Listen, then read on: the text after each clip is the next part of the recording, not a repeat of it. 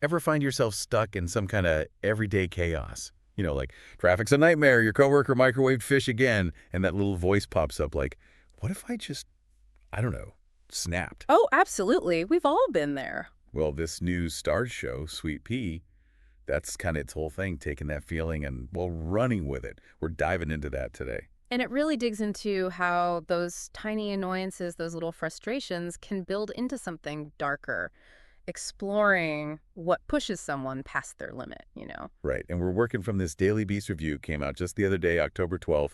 They call Sweetpea genre bending, Mm. but honestly, it's wilder than that. Dark comedy, murder, psychological trauma all mixed up together. Which is what makes it so gripping. It's not just who done it, it's why done it. Like what makes someone become a killer. And honestly, it makes you look inward a little too. Uncomfortable, but good TV. Yeah, for sure. Okay, so the show centers around this woman, Rhiannon, played Mhm. by Ella Purnell. And the review, it mentions her eyes, how they're kind of captivating, Oh, yeah. And in the pictures, they are. intense. But anyway, Rhiannon's life, total mess, crappy job, awful sister, a realtor who's basically a bully, Mm. and she's still dealing with her dad dying. Rough all around. And every episode starts the same way. Rhiannon, she says, people I'd love to kill, just flat out. Sends chills down your spine, because you realize this isn't just some quirky thought she has. And that's where the dark humor comes in. They actually Yes. show us her kill list. And some of it is relatable, almost. Like one guy's on there because he microwaves fish at work. Norman, I think his name was. Classic Norman. We've all worked with a Norman, right? But here's the thing. Sweet Pea doesn't just use that for laughs. Yeah. It also digs into why Rhiannon feels so powerless.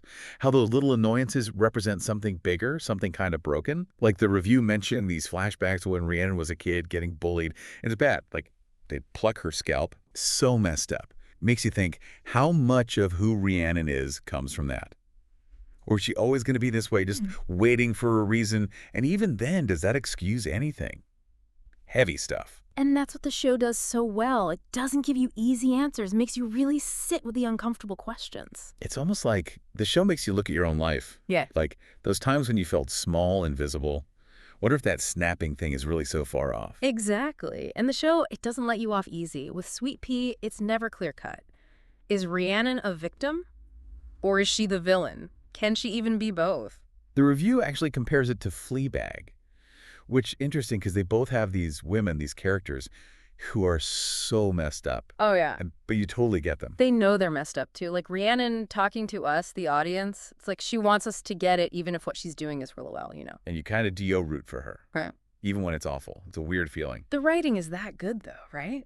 She's repulsive, but relatable. It's this weird mix. Reminds me of that show Dexter a little bit, that whole monster hiding in plain sight thing. Totally. Sweet Pea does that, too.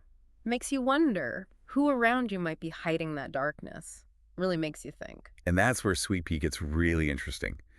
Like, there's this scene, right, where Rhiannon, she does something really awful, and then she looks right at us, asks, "Do you see me now?" So creepy. Totally. But it's also kind of human, Like, we all want to be seen, acknowledged, Yeah. even if it's for the wrong reasons. Right. Like it goes back to that feeling powerless thing. She's trying to take control, make people notice her, even if it's terrifying. Exactly. And that's what makes this show so effective. It doesn't shy away from the dark stuff. It asks these tough questions like, what would you do? How far would you go? Makes you really examine yourself a bit. And here's the real kicker. It makes you ask, what if I kind of root for her just a little, even though she's the killer? Yeah, that's the messed up part. The Daily Beast review called Sweet Pea a mean little fable, and honestly, perfect description. This isn't some feel-good story. It's raw, uncomfortable, and it makes you realize things aren't always black and white. So true. Sweet Pea leaves you with this lingering question like, if we understand why someone does something horrible, does that make it okay? Or does it just make the world scarier, knowing anyone could be capable of anything? See, that's what's so great about Sweet Pea.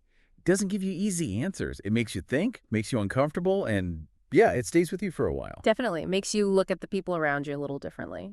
For sure. Well, that's been our deep dive into Sweet Pea. If you're hooked, like we are, definitely check out that full review in the Daily Beast. And while you're at it, think about this.